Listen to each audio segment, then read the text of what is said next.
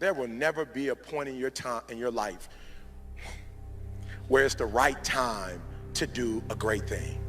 If you're waiting for that perfect moment, that perfect timing, it's not going to happen. You know what you have to do? You have to create the perfect time and the perfect opportunity and the perfect situation.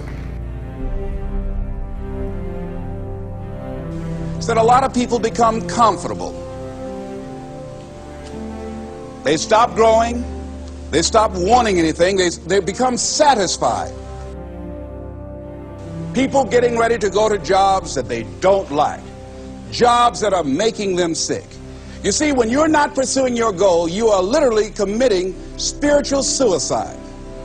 When you have some goal out here that you're stretching for and reaching for that takes you out of your comfort zone, you'll find out some talents and abilities you have that you didn't know you have. When the messenger of misery visits you, what are you going to do? What will keep you in the game?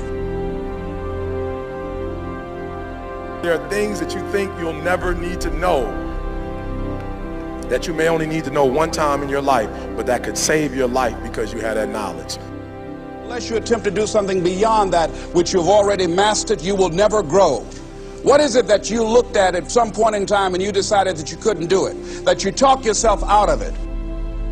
You're waiting on your next door neighbor to make it happen for you. It may not happen. If you're waiting on your mother or your father, they may be so ancient in their thinking that they don't understand this opportunity that you have. And if you're waiting on them, it may never get done. You don't beg average people to be phenomenal. You don't beg good people to be phenomenal. You just are phenomenal, and you will attract phenomenal. What reason can you remember that you can call on, that you can reach on, that can make you get back up?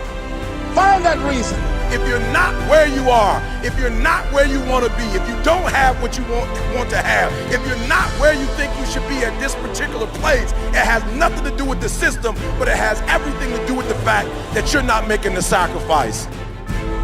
I want you to make that dream become a reality, because if you don't, you will be working for somebody else to make their dreams become a reality. Everybody is against you or don't believe in you no more. And let me tell you something, that's a lonely feeling. It's a lonely feeling, particularly people that you're doing it for. Most people take their greatness, take their ideas to the graveyard with them. Listen to me, if it was easy, everybody would do it. There are people right now who are working who don't want to work. There are people who hate their jobs, but they keep getting up to do it. The wealthiest place on the planet is the graveyard. Because in the graveyard we will find inventions that we never ever were exposed to. Ideas, dreams that never became reality. Hopes and aspirations that were never acted upon. The question is, what are you going to do with your time? What drives you? And greatness is a lot of small things done well. Day after day, workout after workout, obedience after obedience, day after day. When things don't work out for you, when things happen that you could not anticipate, what are the reasons that you can think of that can keep you strong? You will never ever be successful until you turn your pain into greatness, until you allow your pain to push you from where you are to push you to where you need to be. Stop running from your pain and embrace your pain. Your pain is going to be a part of your prize, a part of your product. I challenge you to push yourself. See, it's easy to be on the bottom. It doesn't take any effort to be a loser. It doesn't take any motivation, any drive in order to stay down there on a low level. But it calls on everything in you. You have to harness your will to say, I'm going to challenge myself. I mean that what you did last week don't count. Today is the only important day. There are 86,400 seconds in a day, and how you use those are critical. You got 86,400 today, and what you do today is going to cement who you are. Nobody's going to talk about what you did last week.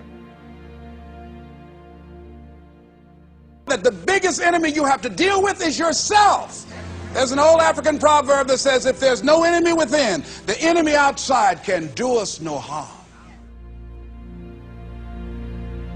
You you have this opportunity of a lifetime. It means absolutely nothing if you don't take advantage of it in the lifetime of this opportunity. I got a saying that when life knocks you down, try and land on your back, because if you can look up, you can get up. If you want a thing bad enough to go out and fight for it, to work day and night for it, to give up your time, your peace, and your sleep for it, if all that you dream and scheme is about it, and life seems useless and worthless without it. See, it's time now. If you want to make this your decade, you've got to start saying yes to your life. You've got to start saying yes to your dreams, yes to your unfolding future, yes to your potential, as opposed to saying no.